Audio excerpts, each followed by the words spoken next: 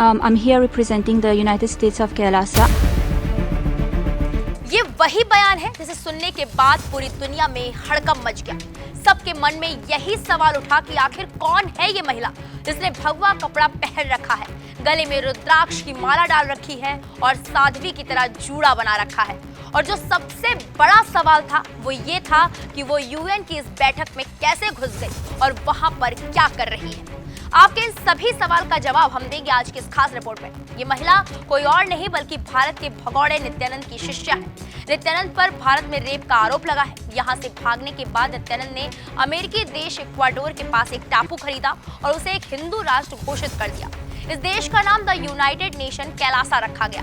खैर, नित्यानंद की वायरल हो रही शिष्या का नाम विजयप्रिया नित्यानंद है और ये दावा किया जा रहा था कि विजयप्रिया संयुक्त राष्ट्र यानी कि यूएन में कैलासा की स्थायी प्रतिनिधि है। विजयप्रिया नाम की इस महिला ने यूएन की बैठक में ये बयान दिया कि उसके गुरु नित्यानंद को भारत में प्रताड़ित किया जा रहा है। उसके बाद यूएन ने उसे लताड़ लगाई और साफ कर दिया कि बैठक में विजयप्रिया के द्वारा कही बातों को संज्ञान में नहीं लिया जाएगा।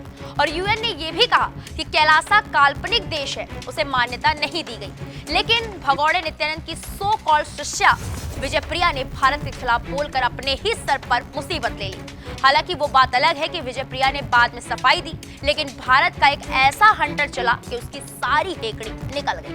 दरअसल इसी तथाकथित देश कैलासा से जुड़ा एक बड़ा एग्रीमेंट एक अमेरिकी शहर के प्रशासन ने रद्द कर दिया है। अमेरिका के शहर न्यूयॉर्क ने अपने सिस्टर सिटी एग्रीमेंट कैंसिल किया है और ऐसे एग्रीमेंट पर न्यूयॉर्क की प्रेस सचिव सुजैन गैरोफेलो ने पछतावा भी जताया है। उन्होंने कहा, जैसे ही हमें कैलासा की परिस्थितियों के बारे में पता चला, हमने एग्रीमेंट खत्म कर दिया। उन्होंने कहा, यह एग्रीमेंट धोखे से किया गया था। न्यूयॉर्क के कैलासा के साथ हुए सिस्टर सिटी एग्रीमेंट के रद्द होने पर अब कैलासा से खास दर्जा छिन गया है। इससे पहले संयुक्त राष्ट्र की एक शाखा ने भी नित्यानंद के तथाकथित यूनाइटेड स्टेट्स ऑफ कैलासा यानी कि यूएसए को अपने यहाँ प्रतिनिधित्व देने से इनकार कर दिया था।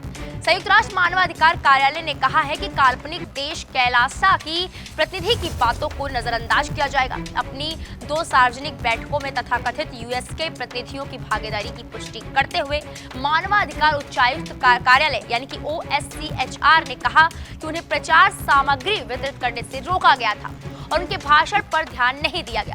हालांकि कमी ये रह गई थी कि इस सार्वजनिक बैठक में सभी के लिए रजिस्ट्रेशन खुला था। इसी का फायदा नित्यानंद ने उठाया होगा। इधर विजयप्रिया ने भारत पर आरोप लगाया, उधर यूएसए ने बड़ा एक्शन ले लिया। जानकारी के लिए बता दें कि नित्यानंद को स्वामी नित्यानंद कहा जाता है। वो खुद को भगवान शिव का अवतार बता चुका है। फिलहाल कैलासा पर हुए इस एक्शन पर आपकी क्या राय है, हमें कमेंट बॉक्स में जाकर जरूर बताएं। बाकी बड़ी खबरों के लिए आप देखते रहे वीके न्यूज। नमस्कार। वीके न्यूज, राष्ट्र के नाम।